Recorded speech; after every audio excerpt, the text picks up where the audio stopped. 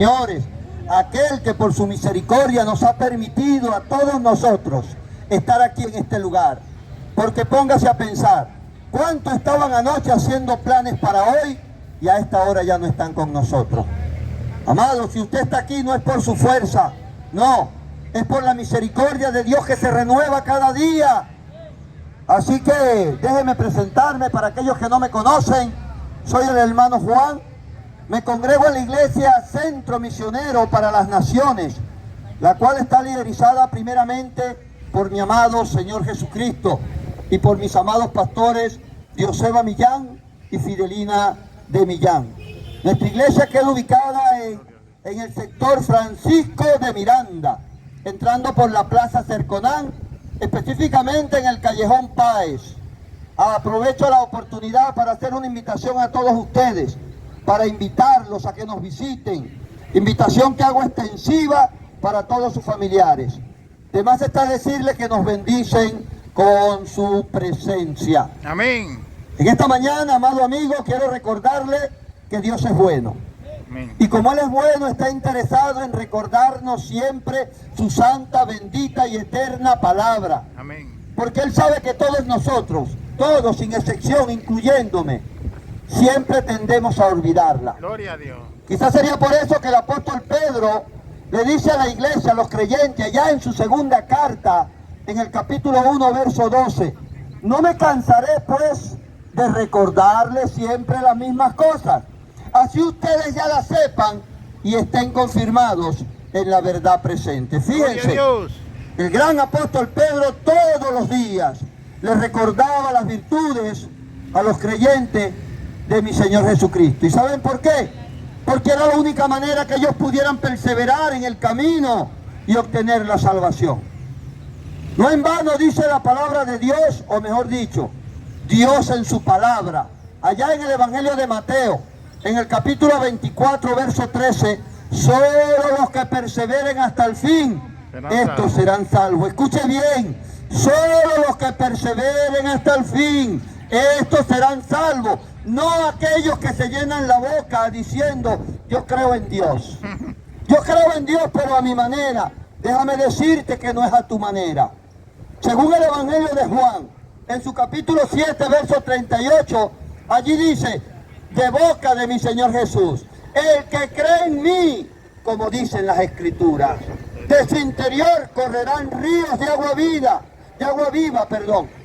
No es a tu manera que tienes que creer, es como dicen las Escrituras. Gloria a Dios. Porque no basta con llenarnos la boca, amado amigo, amada amiga, diciendo, es que yo creo en Dios. Pues Santiago, capítulo 2, verso 19, dice que los demonios creen en Dios y tiemblan. ¡Wow! Los demonios, que el Señor reprenda, también creen en Dios y tiemblan delante de su presencia. Pero todos sabemos que ellos ya están condenados. Se fija que no basta con decir yo creo en Dios. Y si vamos al libro de Job, en su capítulo 1, verso 6 en adelante, allí dice que un día se presentaron delante de Dios todos sus hijos. Y entre ellos también vino Satanás, el diablo, que el Señor reprenda. Y Dios le preguntó, ¿de dónde viene Satanás? Y él respondió, de recorrer la tierra y andar por ella. ¡Wow! Déjame darte una mala noticia, amado amigo, amiga. Satanás, que el Señor reprenda, también cree en Dios. ¿Sabes por qué? Porque no solo lo ha visto, ha hablado con él. Pero todos sabemos que Satanás y sus demonios, a pesar de creer en Dios, ya están condenados. Amén, no tienen otra oportunidad. ¿Y saben por qué? Porque ellos nunca van a aceptar, van a reconocer su pecado, nunca se van a arrepentir y mucho menos nunca van a aceptar a mi Señor Jesús como su Señor y Salvador. Pero Dios en esta mañana te da la oportunidad a ti que te arrepientas, que debes de hacer lo malo delante de Él y aceptes a su Hijo amado como su Señor y Salvador. Es necesario que nos arrepintamos de todo pecado. Escúchame bien, arrepentimiento no significa llorar, ay Señor, perdóname, y al poco tiempo seguir haciendo lo malo. No, arrepentirse es tener un cambio de conducta, saber que no podemos hacer lo que queremos y eso que queremos ofende a Dios. El Señor Jesús dijo en el Evangelio de Mateo, en el capítulo 16, verso 24, si alguno quiere venir en pos de mí, niéguese a sí mismo, tome su cruz y sígame. Y tomar la cruz significa morir al yo. Morir al yo, no ceder ante los deseos pecaminosos de la carne, sino comenzar a hacer las cosas que agradan a Dios. Y fíjate, nos conviene, amado amigo, amada amiga, hacer las cosas que agradan a Dios.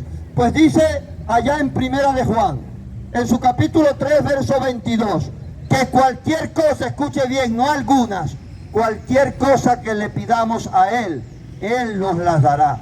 Porque guardamos sus mandamientos y hacemos las cosas que son agradables delante de Él. Gloria a Dios. ¿Se fija que nos conviene hacer las cosas que agradan a Dios? Y este principio bíblico nos los enseñó nada más y nada menos que nuestro Señor Jesucristo. Amén. Allá en el Evangelio de Juan, en su capítulo 8, verso 29, cuando dijo, porque el que me envió está conmigo, no me ha dejado solo el Padre, porque yo hago las cosas que son agradables delante de Él. Amén. Yo no sé qué cosa estarás tú pasando en este momento. Yo no sé qué problemas puedas tener en tu vida, en tu familia, en tu trabajo. Pero una cosa sí te digo. Si quieres que Dios no te deje solo en esos momentos de dificultad, si quieres que Dios esté contigo en todo momento, comienza a hacer las cosas que agradan a Dios. Amén. ¿Y cómo vas a saber cuáles son las cosas que agradan a Dios? Fácil. Lee la Biblia. Acércate a Dios a través de su palabra. Dice en 1 Corintios capítulo 15, verso 2, que nosotros somos salvos porque hemos retenido la palabra que nos ha sido predicada. De lo contrario, habéis creído en vano. De nada te vale decir yo creo en Dios y que no retengas la palabra, que sigas rituales de hombre, que seas religioso. La religión no salva a nadie. El único que salva se llama Jesucristo, Amén. el Hijo de Dios, Amén. aquel que murió allá en la cruz del Calvario. Perdón, del Calvario no, del Gólgota o calavera. Porque esa palabra Calvario la ha impuesto la religión popular para darle énfasis al sacrificio de nuestro Señor Jesucristo. Pues déjame decirte que el Señor no necesita nuestra ayuda, porque de Él es la gloria, la majestad, la autoridad, el dominio.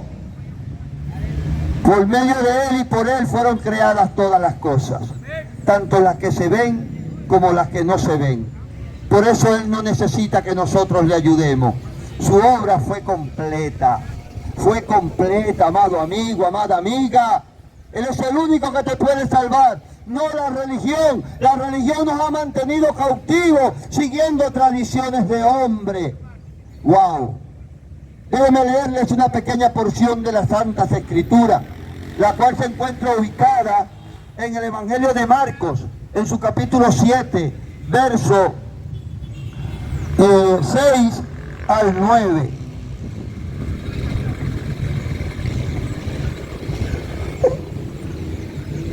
Y leo la palabra bajo la bendición del Padre, la autoridad del Hijo y la unción de su Espíritu Santo. Su pueblo dice, amén. Amén. Marcos capítulo 7, verso del 6 al 9. Y respondiendo Jesús dijo, bien profetizó Isaías acerca de vosotros, hipócritas, como está escrito, este pueblo de labio me honra, pero su corazón está lejos de mí. Amén. Pues en vano me honran enseñando como doctrinas los mandamientos de hombre, porque dejando los mandamientos de Dios os aferráis a la tradición de hombre. Gloria. Y les decía también, bien desecháis los mandamientos de Dios para establecer vuestras tradiciones. Amén. Señor, gracias por haberme permitido leer tu santa, bendita y eterna palabra. Eso hace la religión, amado amigo. Nos convierte en hipócritas delante de Dios. porque comenzamos a seguir tradiciones y no lo que establece la palabra de Dios. Fíjense, les voy a poner un ejemplo muy coloquial. Cuando usted compra un celular, usted llega a su casa emocionado, abre la caja, tira por allá el cargador, tira un librito que tiene allí, saca el celular y comienza a jorungarlo. Pero lo peor que usted puede hacer es tomar ese librito que viene en esa caja y tirarlo, desecharlo. Porque ese libro se llama el manual del usuario. Ese libro lo hizo la persona que creó y diseñó ese celular. ¿Para qué? Para que usted lo lea y usted pueda saber la manera correcta de utilizar ese instrumento, ese celular, y alargar su vida útil. Esa es la importancia. Pero hay quienes se creen sabios y comienzan a arrungarlo, y cuando desprograman el software es que se acuerdan del librito y corren a buscar para ver si lo arreglan. Muchas veces lo arreglan, pero otras veces tienen que pagar un alto precio para arreglarlo. Lo mismo ocurre con nosotros, amado amigo, amados hermanos. Dios nos creó. Según Génesis capítulo 1, verso 26, Dios nos creó a su imagen y semejanza. Y como creador nos dejó un manual del usuario, un librito, mírenlo, aquí está, la Biblia. Y no solo nos va a ayudar a alargar nuestra vida útil aquí en la tierra, sino que nos va a guiar hasta la vida eterna. Amén. Por eso tenemos que leer la Biblia, pero muchos tienen la Biblia abierta en el Salmo 91, tirada en un rincón de la casa, para que los proteja. Bendito sea Dios. La Biblia no es un amuleto, no es un talismán, es la palabra de Dios. Si usted quiere que Dios le proteja, le voy a dar un consejo. Comience a ser sabio y tenga temor de Dios. Amén. Proverbio 1:7 dice: el principio de la sabiduría es el temor a Jehová. Y el Salmo 34:7 dice: el ángel de Jehová acampa alrededor de los que le temen y los defiende. No acampa alrededor del que tiene la Biblia abierta en el Salmo 91, no, alrededor de los que le temen. Tenga temor a Jehová. Comience a leer la Biblia para que pueda conocer cuál es la voluntad de Dios para nosotros. Porque usted no está aquí en este mundo, en esta tierra, por mera casualidad. No. Dios tiene un propósito contigo, conmigo, con tus hijos, con tu familia. Pero no le permitimos que Él pueda obrar a nuestro favor. Nos han enseñado que Dios es un viejito que está en el cielo, sentado, viéndonos de arriba, esperando que nos comamos una luz para tirarnos de cabeza en el infierno. Nada más lejos de la verdad. Primera de Juan, capítulo 4, verso 8, dice: el que no ama no ha conocido a Dios, porque Dios es amor. Escuche bien, Dios es amor, no que tiene amor. El que tiene amor tiene odio, tiene rencor. Pero el que está hecho de amor, no hay en él odio, no hay en él rencor. Bendito sea el nombre del Señor. Dios te ama tanto, amado amigo, que es más fácil que tú esta noche puedas salir a contar las estrellas del cielo antes que puedas cuantificar el amor que Dios tiene por ti. Jeremías 31:3 dice: con amor eterno te he amado. Guau, amor eterno, un amor infinito, un amor inagotable. No es hipócrita como el amor del hombre, que cuando dejas de hacer lo que él quiere ya dice que tú no sirves, que ya tú no le amas. Amado amigo, amada amiga, el año trae 12 meses, 52 semanas, 365 días, 8.760 horas, 525.600 minutos y 31.537.000 segundos. Y sin ser profeta, una cosa te puedo asegurar: no hay un solo mes, una sola semana, un solo día, una sola hora, un solo minuto, un solo segundo en que Dios deje de amarte. Así de extraordinario es el amor de Dios por su creación. Pero no te equivoques, el hecho de que Dios nos ame de esa manera tan extraordinaria no nos da derecho a hacer con nuestra vida lo que nos da la gana, ofendiéndolo, no. Eso es semejante a que una persona rica, millonaria, se te parara en el frente en este momento y te dijera, yo te amo? Y tú orgullosamente, despectivamente le dijeras, no, yo no quiero nada contigo, quizás después. Amado, no solo desprecias a esa persona rica, sino que también desprecia los beneficios que él traía consigo, como quizás una estabilidad social, económica, una buena casa, un buen carro, educación para tus hijos. Y para de contar, lo mismo ocurre con mi Señor Jesús. Él hoy te dice, yo te amo. Pero cuando tú lo rechazas, no solo lo rechazas a Él, rechaza los beneficios que Él quiere darte, como el perdón de pecado, la salvación de tu alma y la vida eterna. No lo rechaces. Esto no es cuestión de religión, esto no es cuestión de tradición, esto es cuestión de fe. La palabra de Dios dice en Santiago capítulo 2 verso 17 que la fe sin obra es muerta. Si tú dices que crees en Dios, tienes que actuar conforme a la fe que dices profesar. Bendito sea el nombre de Dios. Santiago 2:22 dice que la fe se perfecciona con las obras. Entonces, ¿qué estás esperando para arrepentirte? Para venir delante de mi Señor Jesús y decirle, perdóname, te acepto como mi Señor y Salvador. No es cuestión de religión.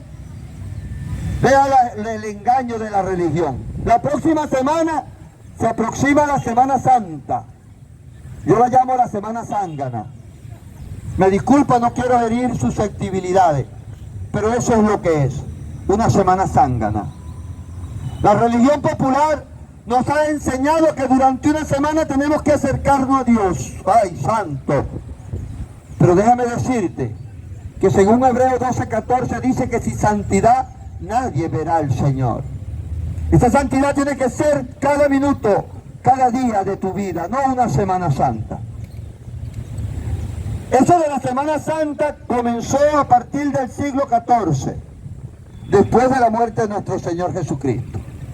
Los religiosos, los líderes de la Iglesia Católica, se reunían una semana al año, por esta época, después del solsticio de invierno, creo, algo así. Pero eran rituales litúrgicos entre ellos. La población no participaba de esto.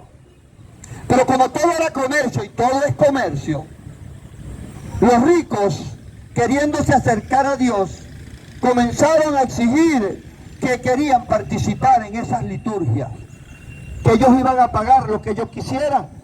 Y estos líderes vieron la oportunidad de hacerse de un buen billete y comenzaron a aceptar a todo aquel que quisiera participar pagando un precio. Viendo que las ganancias eran buenas, año tras año fueron dándole participación a la gente común. Como sabían que eran ignorantes en su gran mayoría, ya que muchos, o la gran mayoría, valga la redundancia, no sabían leer ni escribir. Ellos no sabían lo que decían las Santas Escrituras, porque estaban escritas en latín. Y una persona común no podía saber latín porque era un hereje y iba a ser quemado en la hoguera. ¡Gloria! Lo que ellos no querían era que ni tú ni yo supiéramos lo que verdaderamente estaba establecido en la palabra de Dios. Es por eso que hoy en día hay tantas tradiciones en la religión como esta que se aproxima, la Semana Zángana. Fíjense, ellos inventaron que la Semana Santa es en alusión a la Pascua judía. Bendito sea Dios. Pero cuando yo leo el libro de Éxodo en el capítulo 12, donde se habla de la Pascua judía, yo no veo ninguna similitud, ¿no? Allí lo que se lee es que Dios le dijo a Moisés, matarás un cordero, pondrás su sangre en el lebrillo, en el lebrillo, y con un hisopo pintarás los dinteles y los marcos de las puertas. Y yo enviaré al ángel de la muerte, el cual matará a todo primogénito de Egipto, tanto varones como primogénitos de animal. Y esa sangre será la señal para que el ángel de la muerte pase por encima de esa casa. Gloria. Y allí no venga la mortandad. La palabra Pascua en el hebreo original significa pasar por encima, no significa Semana Santa. Y dice dice también en Éxodo 12:26 que cuando le dice a Moisés, cuando tus hijos preguntaren, ¿qué es esa tradición que vosotros practicáis?